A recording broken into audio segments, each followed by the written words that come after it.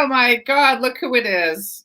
And I know, I haven't seen you in forever. I know. It's so nice to have you in my apartment here in Brooklyn. I never thought I'd see the day. I never did either. This is woo. How are you? And you know what? I even have a candle going. Wow, you have a candle and you're drinking. Things are gonna get spicy in here. Welcome. This is great. What are you drinking? Bourbon. Bourbon. You put anything in it, or you drink it straight? Because I'm just doing vitamin water. I put a little bitters in it. Oh, okay. That keeps your belly from getting upset, right? Exactly. Yes. Let me read this real quick. Here's your bio. Let me introduce you. Okay. For anybody who doesn't know me, this is the Half Naked Conversations with Comedians. I'm Jess Miller. I'm the host, also a comedian, and this is my friend Kendra right here, who is a Boston-born stand-up comic, comedy writer, actress, and filmmaker living in Brooklyn, where she owns a super comfortable bed. She also bartends and has an MA in forensic psychology. Kendra spends most of her time wondering where the hell her sugar daddy is and hoping he didn't settle. And so we know that this is not me. And so the candle means nothing. Means nothing, Kendra. She regularly contributes to the Huffington Post and the comedic relationship blog Beauty and the Beast. Her short films have been screened at a number of festivals. Lonely Girl 48, which she wrote and acted in, won the Boston Comedy Festival and the Palm Beach Women's International Film Festival. She has been featured in Time Out New York and on CNN Money, among other publications. You've been featured on CNN Money? Yes, but it was not for comedy. It was kind of for comedy. It was like a life coach that I knew and I worked with years ago, and she was transitioning me from I was a financial assistant. I was an administrative assistant in finance. Okay. Trying to transition out. So, and the story was about her and her clients. Oh, and so, okay. And you being one of them. So it was sort of like a testimonial.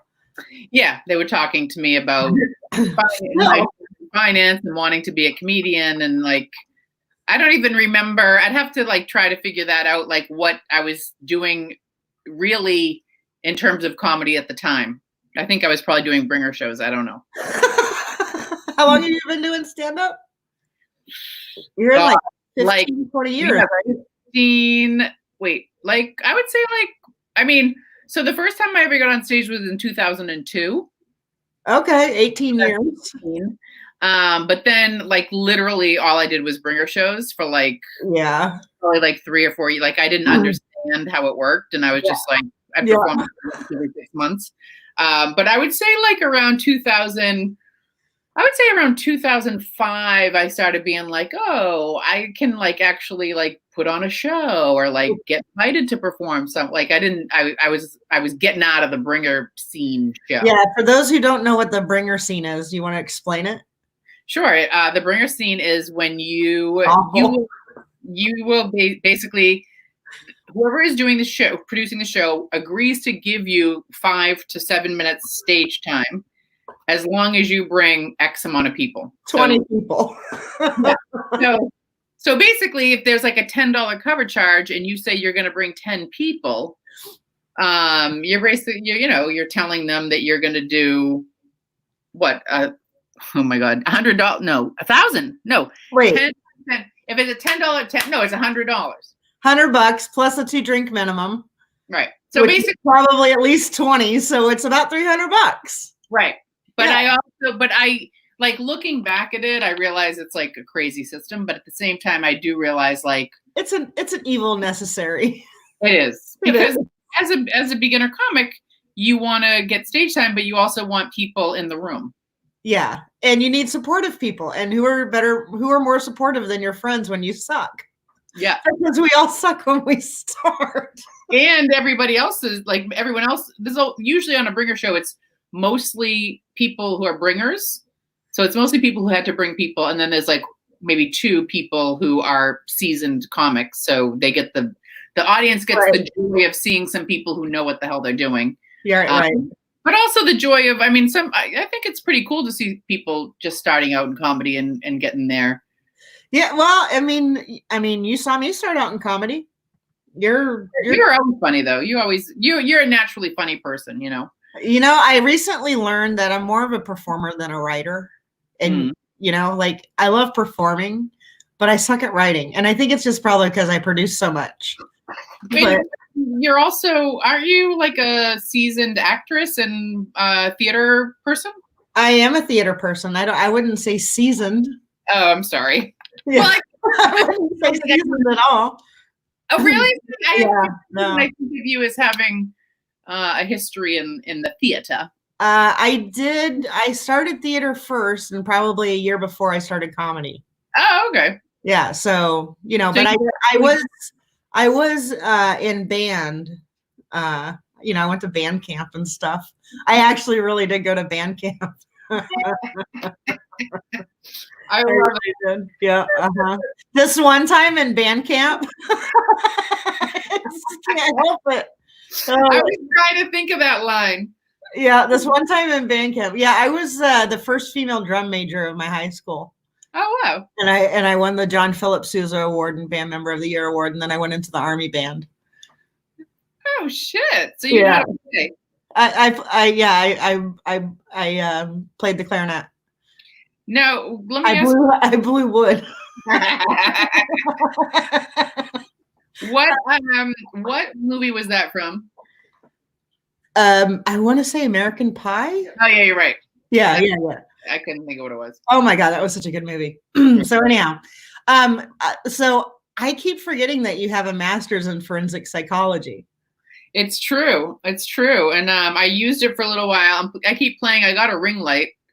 Is that what's going on right now?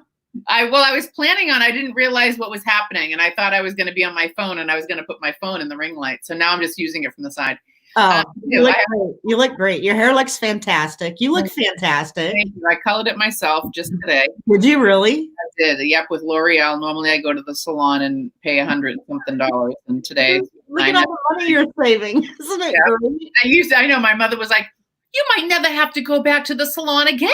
I love your mom. Your mom is the best. I do have my master's in forensic psychology, and I used it for about a year. I worked in the Brooklyn courts with people who were arrested, and I went before the judge and advocated for them in lieu of jail time to come and be mandated to our program. And then I was their case manager, and I would try to help them better their lives. So that's amazing. How did you manage to make the jump from forensic psychology to comedy? Well, you know what, Jess? I was working as a administrative assistant in finance, and I was going to school at night at John Jay College of Criminal Justice here in New York. Okay. And when it came time that I was going to graduate from the program, you had to spend like X amount of hours, whatever it was. Basically, I could not have a full-time job and also do like the internship that was required to graduate. So I left my job. I did this internship, and then the internship hired me. And so then I was doing my internship. I started bartending again. And then I really started getting into comedy. Okay. So that was probably like 2007. I would say 2007 was the year that I was like, I think I could be a comedian, Little did I know, like in my mind, I really thought you could make some serious money. Yeah, I think we all think that. It's brutal sometimes. Yeah. And the people who tell me like, no, it's not really like that. I'd be like, that's because you you're a Debbie Downer. Yeah. You're just a negative Nelly. Oh my God. I really wonder if I could go back in time. I wonder if I would tell myself to do something different. I don't know. Well, it's funny because before I started theater and comedy, I was working on a business plan to open up a pizzeria. Because when I was younger, I managed pizza places. And there's a crazy amount of money in pizza.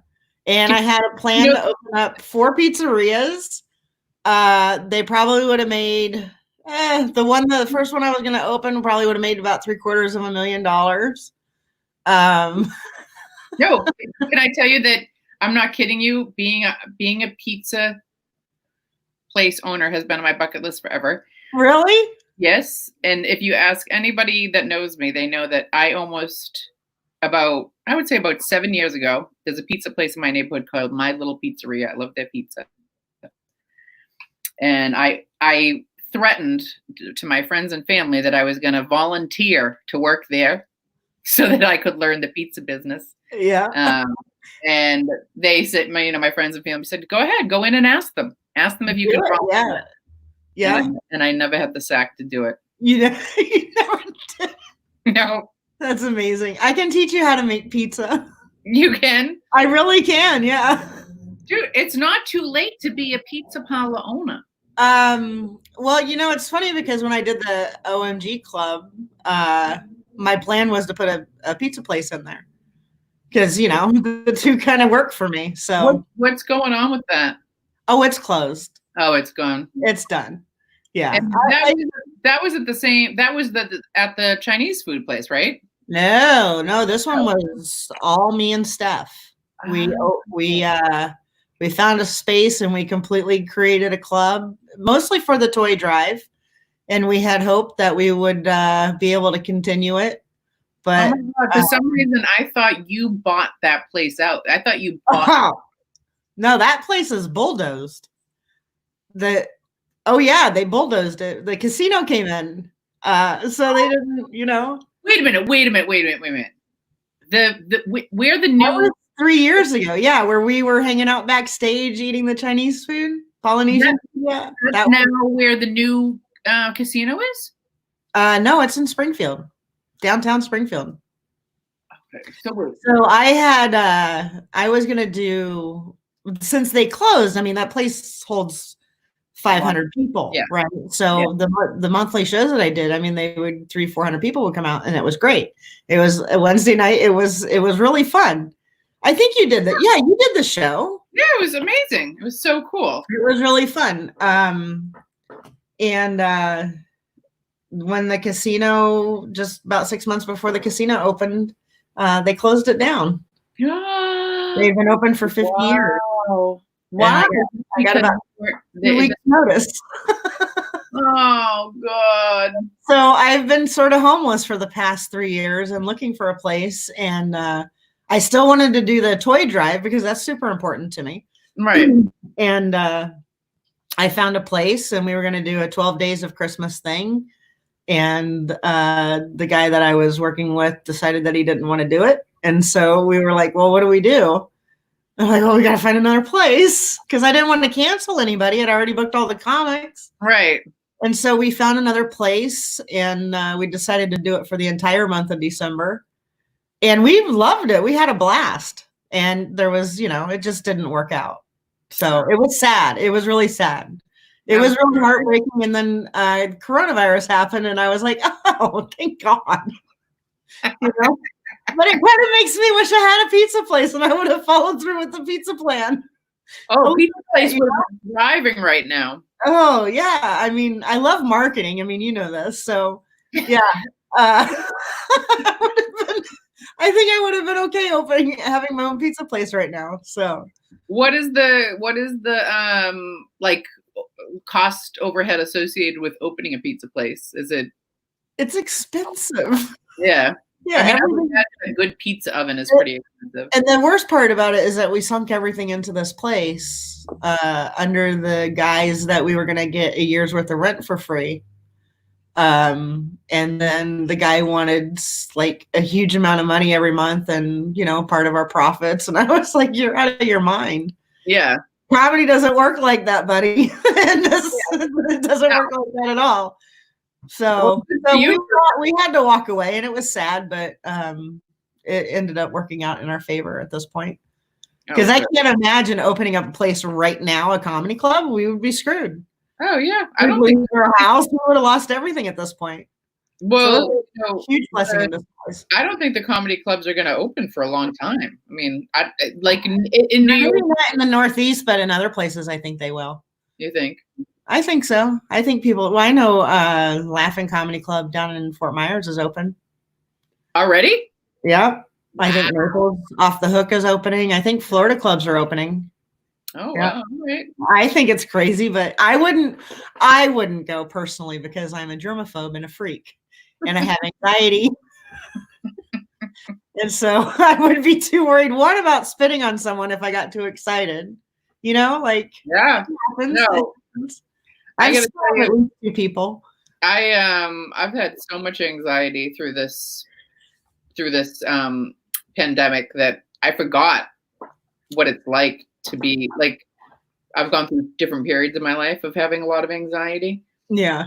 But like, I forgot what it feels like to be anxious like that a lot. And I'm like, oh man, it's the worst. It really is terrible. Feeling like I would rather like puke for 2 days and have it be done than just be walking around in this constant state of like, I feel like sad and guilty and ashamed and like all these terrible feelings for like really no reason. I just sleep a lot when I start feeling like that. I really do. I just got to lay down and take a nap. I have to take a nap just to take a break from it. That's what Are you watching a lot of news? I have not. Oh, see, that's smart. See, I was, and then I stopped, and then I was watching like just, whatever, TV. And then I stopped doing that, and then I was reading. And now I'm just like, I was reading a lot of self-help things that were then making me more angstful that I was doing stuff done. Yeah. So now I like literally like today I got a little bit done. But whatever. I think working out does help. Like when I do a nice working out?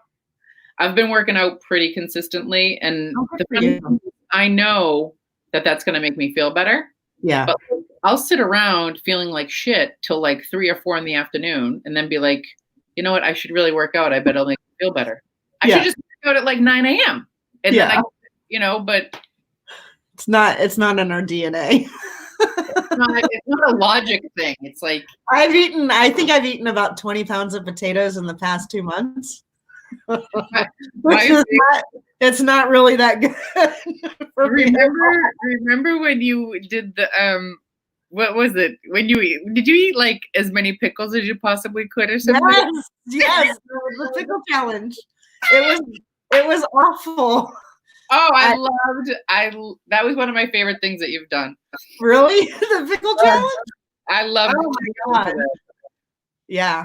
Do you know how many you ate? Do you remember? Well, I ate an entire jar and drank the juice within an hour. It was awful. I was talking to my sister today, and she's like, well, because I made potato salad because I'm on a potato kick right now, which is really fucking bad. And I said, what's your favorite? She loves to cook, and I'm like, what's your favorite potato salad recipe? And she's like, oh, you blah, blah, blah, blah, blah. I put pickles in it. I'm like, I don't know if we have any pickles in the house. And she's like, oh, pickles are a staple. You have to have pickles. And I'm like, well, I really haven't eaten too many pickles since I ate a jar of them in an hour. She's like, that's not good for you. And I'm like, why not? She's like, it's too much sodium. So I love like bread and butter pickles. Do you ever have those? They're like sweet. I had some tonight because turns out we had the sandwich pickles, and I tasted them. I'm like, this tastes funny. I wonder if this is a 5-year-old jar of pickles. And then I looked at it, and it was the bread and butter pickles. I love them. Yeah. I wanna play a couple videos of yours, but I think we only have. God, it's so nice to talk to you. I can talk to you for an hour. I know that you started. I have one already queued up. Your stand up. Okay. Or we can start with COVID nights. Do you have a preference? No, I don't care. No. All right, let's start with COVID nights. Okay, not COVID nights. Let's start with your comedy because you're at Gotham Comedy Club on this one. And, okay. Yeah, I'm gonna add it to the screen right now. It's about a 5-minute set. Do you remember this set? Do you want to set it up at all? Like what you were doing? I will tell you. I would love to tell you about this because Megan Hanley, you know her? Yes, I love Megan. She's great. So Megan Hanley put together this night at Gotham in the Vintage Lounge downstairs. Yeah. And so we were taping like 5-minute late night sets. And then, which I'm not sure if this is so we did 2 sets that night. We did 5-minute late night set, and then we came back and did another 5 minutes. So everyone did 2 sets. Nice. So I'm not sure I don't remember which set I sent you, but okay. It was very fun. And of course I love Lance, who's hosting here. And yeah, it was a good turnout and it was fun. I always love to put on a sequin coat, you have impeccable dressing. So thank you. if I ever turn into a proper woman, which I don't even know what the fuck that means, I'm gonna have you be my personal shopper because your outfits are phenomenal. Thank you. All right, so here we go. We're gonna watch Kendra Cunningham at Gotham Comedy, and Kendra, I'm gonna get this started, and then I'll take us off. So you have about 4 minutes, okay? Okay. Thank you, guys. I'm overdressed. Thank you. I'm turning into my mother. My mother's one of these people. She's overdressed for every occasion. And her favorite look is like the captain of a ship. She loves to wear starch pants with a fitted blazer, got some sort of gold emblem on it. She's walking around like she's in charge of something. Everyone at TJ Maxx thinks she's in the corporate office. She's got that sort of power about her. But I think that is the only thing that her and my father ever had in common was they both like to get overdressed because he was always sitting around the couch in a 3-piece suit. Just in case a pallbearer dropped out at the last minute. You could get over there and save the day. But they did. They looked like rich people, But we didn't have money in my family. We didn't have trust funds. We barely had trust. One time I asked my grandmother, "Hey, what's nepotism?" And she said, "Oh, I think it's like gout." We don't even know what the vocabulary that goes around being wealthy is. I don't know. We've been here for 300 years, my family. I'm a 3rd generation Cunningham. We're all still acting like we just got here. Everyone's working 2 jobs trying to get paid under the table. I'm like, hey, if we'd stayed in Ireland, I'd have a farmhouse right now. It would be a great idea to come to this country. But I asked my relatives, I said, hey, did our ancestors have a plan? Did they have a vision? Did they come here, they want to be fashionistas, pizza people? Where did we go wrong? And they all said the same thing. Oh, I think we just came here because everybody was doing it. Oh, great. 3rd generation follower. Fantastic. But we're cheap. I never realized how cheap we were until we had a death in the family. My grandmother passed away. It was the first death we had. So we all went together to the funeral home. We wanted to see what was going to happen. And they started going through the charges, like $750 to break ground. My mother was like, Uncle Jimmy's got a snow shovel. I think we can. And they said, no, you got to use our guys. And then they got to the coffins. They said $2,500 baseline. And everyone in unison said, she really likes sleeping bags. She was always in a sleeping bag. It would be a shame if we didn't bury her in the Winnie the Pooh sack that she liked to nap in. Yeah, I don't know. I didn't really, inherit much from my relatives' anxiety. Even just from birth. Even as a kid, a game of musical chairs would turn me into an NFL linebacker. I'd be hip checking people out of the way left and right. But it's changed over the years. Like as a kid, I had a lot of anxiety dreams. I would dreams about abandonment. I'd come home, my house was empty, my family was gone. Now as an adult, I have anxiety dreams about food. Like the other day, I had a dream that I was eating lasagna alone in an empty restaurant. And today, I made that dream come true.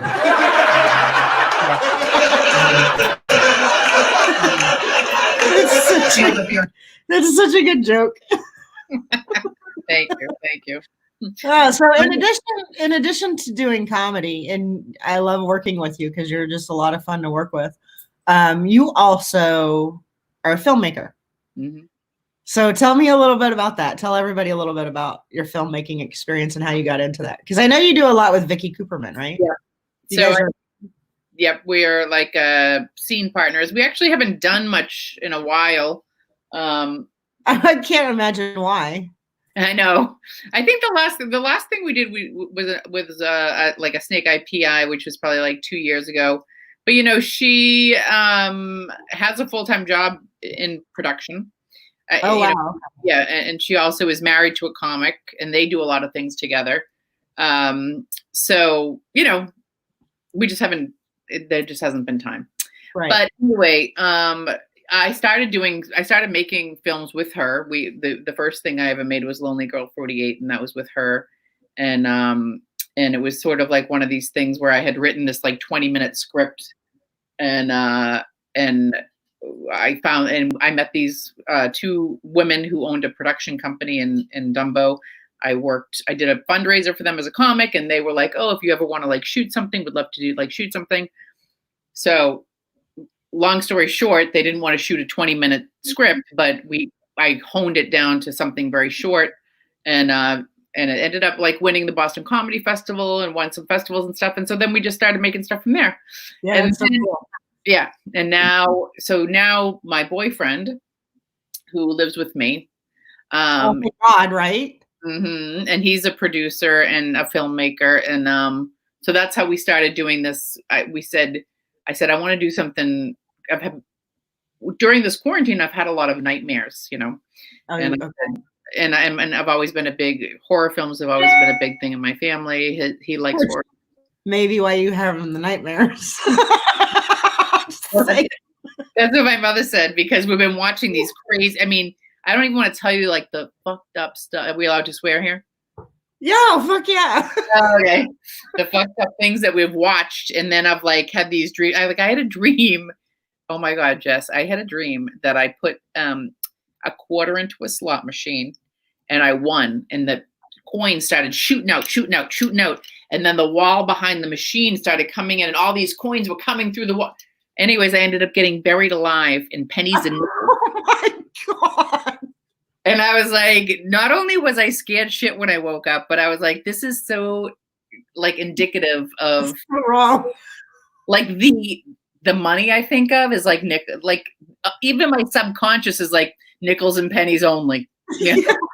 No, she can't be buried in $100 bills. No, we got to make it like. You know what would be fun is if Quentin Tarantino is watching this right now and got the idea of doing a movie about casinos and people winning, but instead of them getting buried alive, the slot machines would just shoot out and they start sticking them with the quarters and stuff. And they would, because he's so graphic and the blood would flow out everywhere. Oh yeah. Maybe we should just make that. Maybe we should do it. That would be gruesome and gory. I don't even know how you do that. Just blood packets everywhere.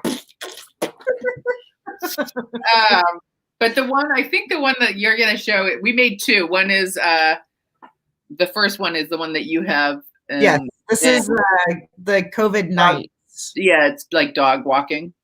So do you want to set this one up and how you came up with the idea? Well, so it's really funny. Well, not really funny, but I still do one night. I was doing one shift at the bar that I used to work at. Uh-huh. And so we had a Zoom hangout for the people at the bar, our friends that we work with. Okay. And on a Saturday night, and I had like 2 drinks, whatever, and I got off and I said, "Come on, let's go shoot a horror thing." and Sean was like, "What are we shooting?" Like big mouth. And I wrote down like, we'll shoot this, like 6. It was quick. And so we shot it, and I got to tell you, he's an awesome editor, and all of it happens in post. Like, that's when it really gets meaty is when in the post production of it. So I have to give lots of kudos to him for editing and making it creepy. Okay, so there's no speaking in this, right? This is a silent film? No, I mean like. They say, I scream at the end. Okay. But other than that, it's pretty silent and you're just walking. Yeah. All right, here we go. I'm not going to take you off this one because it's only 2 minutes. Okay.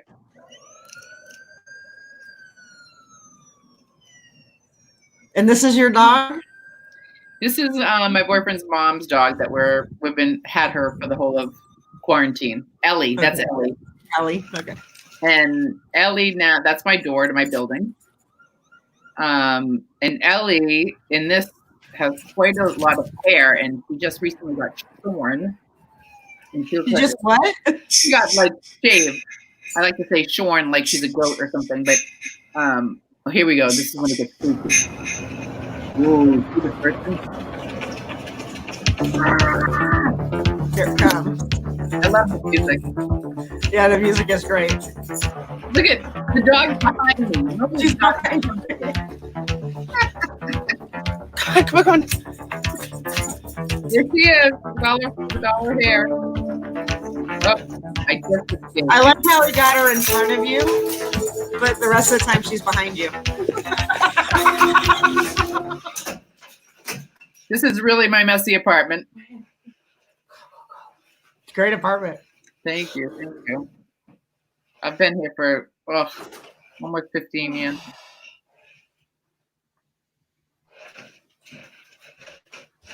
Oh, where's the doggy? Ooh.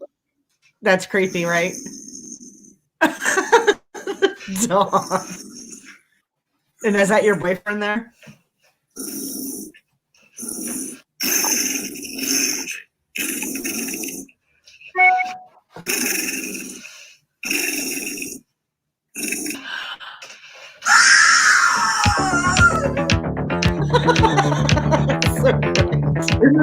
These are our sex movies.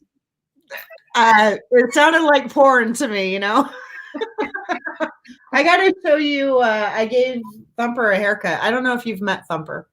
I think I haven't met Thumper live. Thumper, come here. Thumper, come.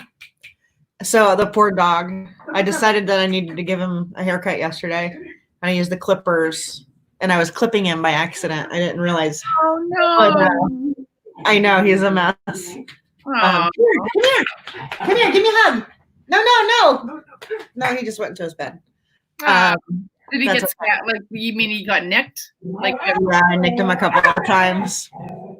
You hear him, right? Yeah. What kind of dog is it? American Eskimo. He's such a baby.